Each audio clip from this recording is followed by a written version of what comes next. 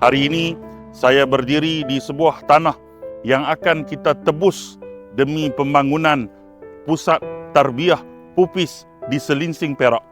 Ia merupakan satu harapan besar agar tanah ini dapat ditebus demi pembangunan pendidikan anak-anak kita di pupis di Selinsing, Perak.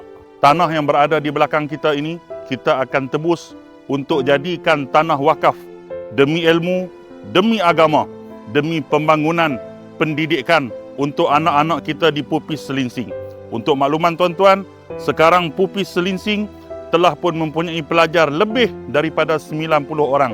Sebahagiannya dapat belajar di dalam ruang kelas dan sebahagian lagi terpaksa belajar di luar kelas. Bukan kerana mereka ingin belajar di luar kelas, tetapi kerana bangunan yang ada sudah tidak mencukupi.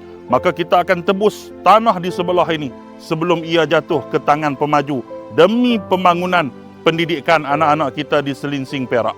Tanah yang ada ini boleh dijadikan pusat pendidikan, dibangunkan untuk dimanfaatkan oleh penduduk setempat serta pelajar pupis yang sedia ada.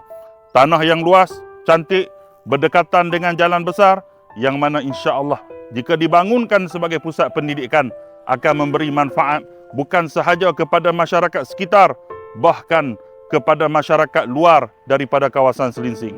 Tuan-tuan, saya merayu kepada tuan-tuan yang melihat video ini. Tanah yang ada ini kita akan bangunkan sebagai pusat pendidikan yang insya-Allah akan memberi manfaat kepada anak-anak kita. Bahkan memberi juga manfaat kepada kita untuk kehidupan kita di negeri akhirat. Ayuh, kita memberikan sumbangan, kita wakafkan harta kita untuk kita bangunkan tanah ini.